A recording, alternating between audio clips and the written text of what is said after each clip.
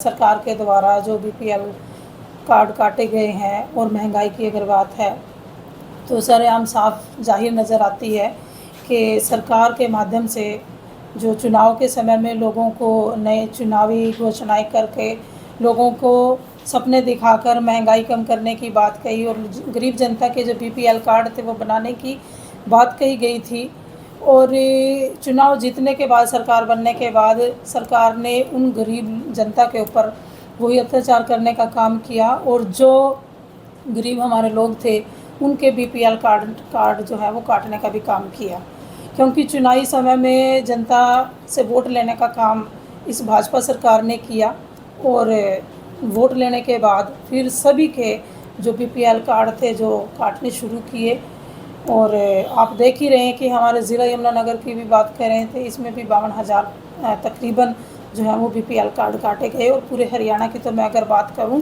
पूरे हरियाणा में भी जो है वो जनता के, गरीब जनता के बीपीएल कार्ड काट कर उनको ख़त्म करने का काम भाजपा सरकार कर रही है। देखिए, मैं तो यही कहूँगी कि अगर सरकार सबका साथ सबका विकास करने की बात करती है तो सरकार को सबका साथ और सबका विकास समान बराबर उसमें करना चाहिए। पिछली बार भी जब मैंने ये मुद्दा उठाया तो जगाधरी एरिया की और हमारे एरिया सढौरा की पटड़ी जो है सेम पड़ती है।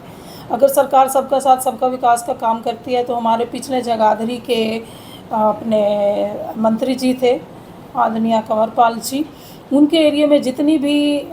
जो पटड़ी बनती थी वो पूरी तरह से पक्की कराई गई। और डिमांड हमने भी अपने एरिया की रखी थी सढौरा की, ताकि इसको पक्का कराया जाए ताकि हमारे सढौरा की जनता को सुविधा मिले। लेकिन वो पटड़ी आज तक भी पक्की नहीं कराई गई और हर बार बरसाती मौसम में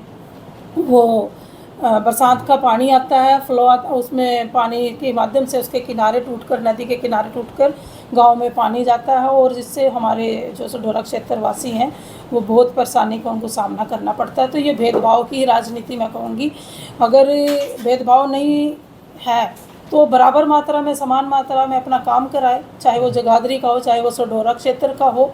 तो ये तो देखिए, सबका साथ सबका विकास नहीं है और भेदभाव की मैं राजनीति कहूँगी कि इसमें ये हो रहा है काम। देखिए, अभी हमारा अगस्त महीने में मानसून सत्र चलेगा, उसमें मैं अपना सरकार से भी, माननीय मुख्यमंत्री जी से यही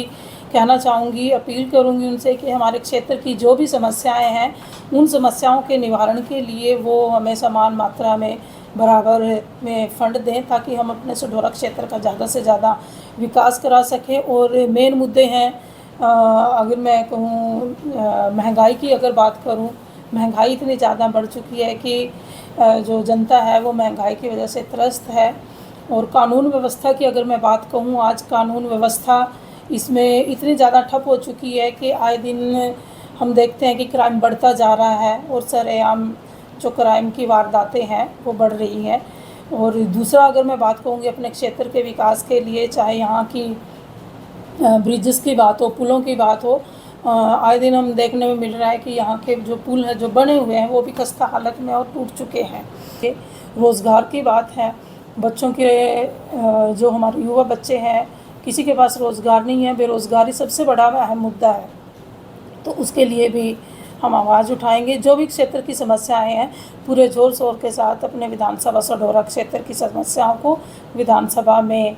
उठाने का हम काम करेंगे और यहाँ की समस्याएं दूर कराने का भी मैं पूरा काम करूँगी।